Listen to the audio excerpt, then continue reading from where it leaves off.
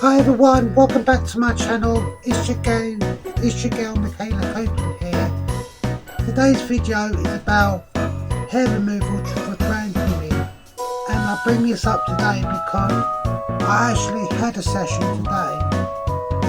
I had a session down below for surgery, which I'm going to be having sometime in October, and I also had a session on my chest because I still had a little bit of body hair. And Friday next week I've got an hour-long electrolysis, which I've had about 30 on my face, 4 on my chest to remove body hair, and also I've had now 17 down below, which I need at least another 13 more sessions of laser down below for bottom surgery, which when I spoke to Debbie Kelly, she works at Nuffield, Brighton, and she's my surgeon, Mr Larner's secretary.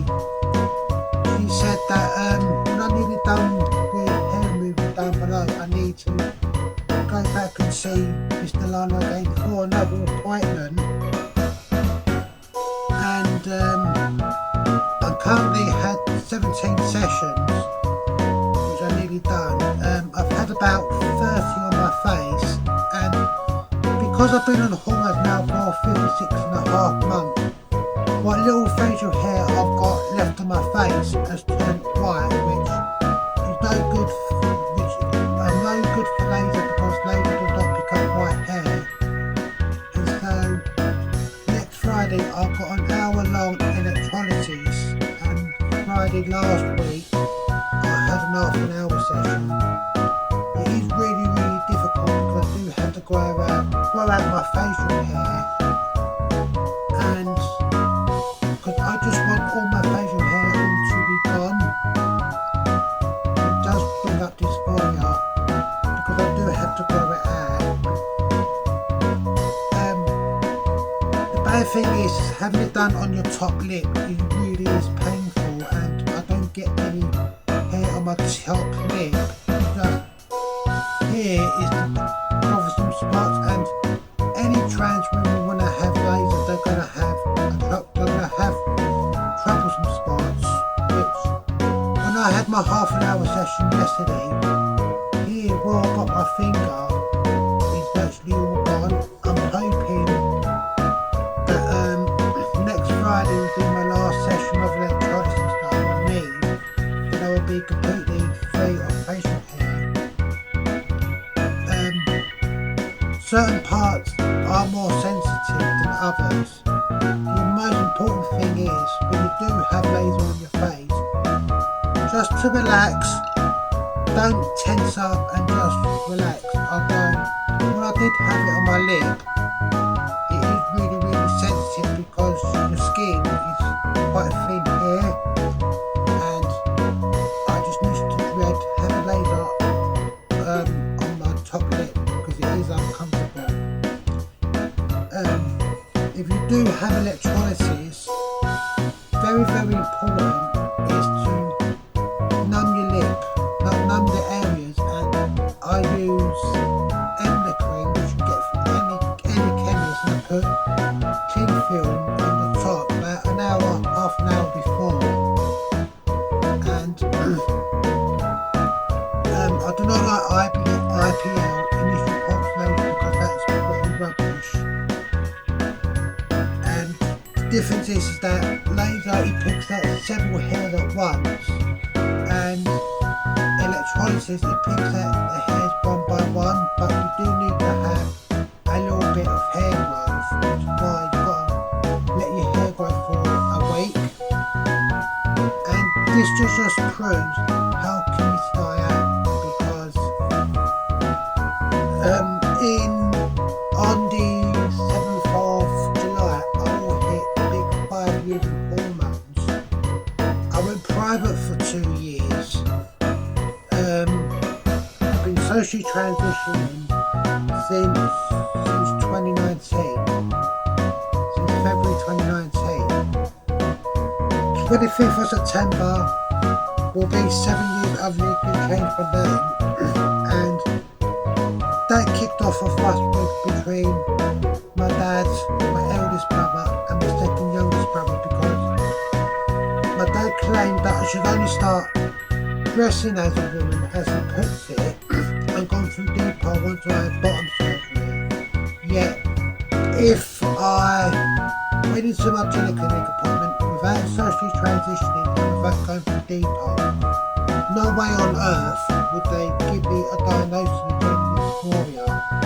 And it was really important for when I was applying for my gender recognition certificate, because you've had to submit so much for it. You've had to submit medical reports, your depot, or in my case both depots, statutory declaration, proof for 2 years you've been using the name, so bank statements, energy bills, and all that stuff.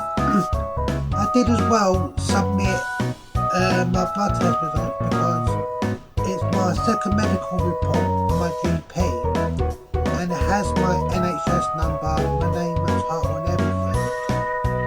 It was absolute hell to send back for everything, and apparently only about 2,000 GRCs has been given to trans people.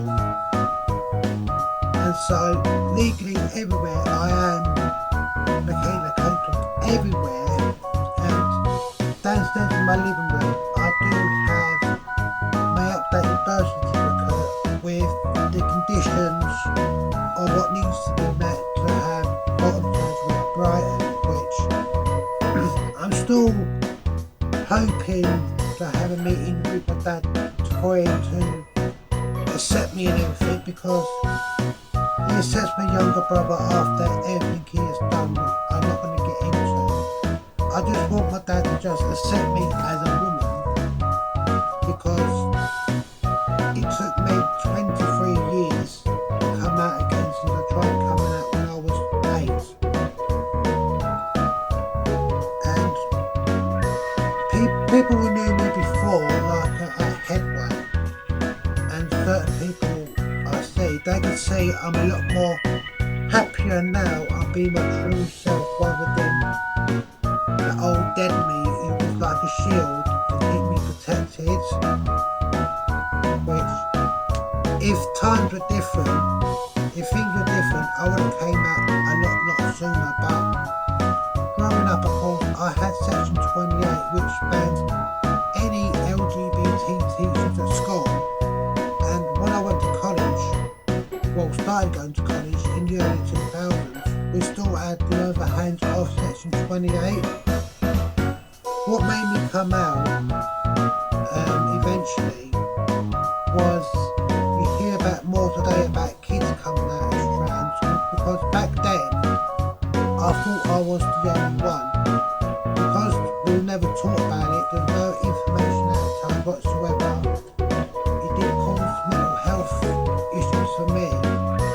And then of course the hell of going through puberty, which, if you're a trans adult like me, puberty is absolute hell, because some of the changes from puberty are irreversible. Like, I've had to do voice training, I've had to have laser and electrolysis, I've had to go through all these steps. And as well with the long waits and everything, which I did get conversion therapy, which is absolutely torture and brutal, and I'm still waiting for the Labour Party to do something about it, because back in 2018 when Theresa May was Prime Minister, she promised to ban it. Then of course Boris Johnson got in, then Liz Truss, then Richie Sunak. It has never ever been banned, and it is torture. It is absolute hell and torture, because you were not a torture an autistic person that killed them with autism, and it is the same thing. On Sunday I'm going to be pretty tired when I get back home, because I've got to go from Basingstoke to Hammersmith Hospital, where I had my breast augmentation in December, because I've got my 3-monthly checkup with my surgeon, Dr. was only under anaesthetic for about an hour, but after I woke up, I was staying in the hospital for about 4 hours, and once I was able to, the hospital called me a taxi to take me back to my hotel. The first night sleeping after I had top surgery, it was difficult to sleep because I did have to have the breast bands, and it was really uncomfortable, the pressure. And I'm just hoping that once I had bottom surgery, my dad would accept me, because for so long my dad's been going on about that.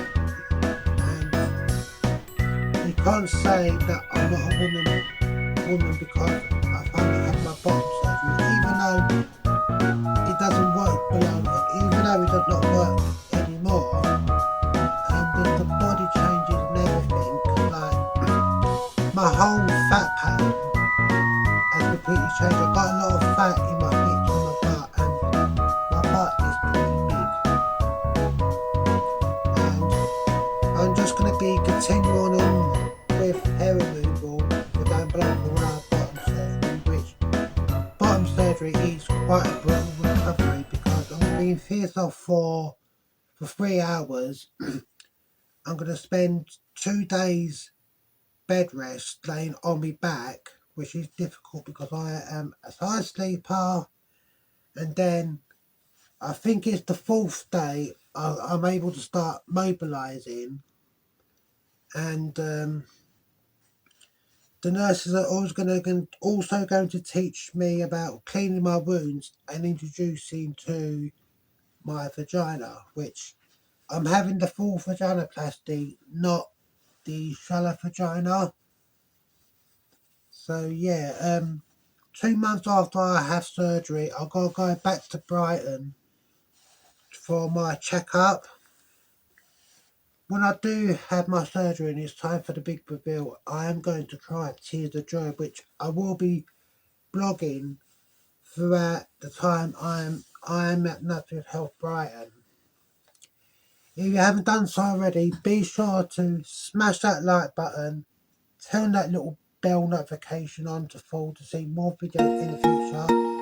Do please leave a video down below in the description box, and I'll get back to you soon. So this is Michaela Copeland of the Michaela Show. Much love to you.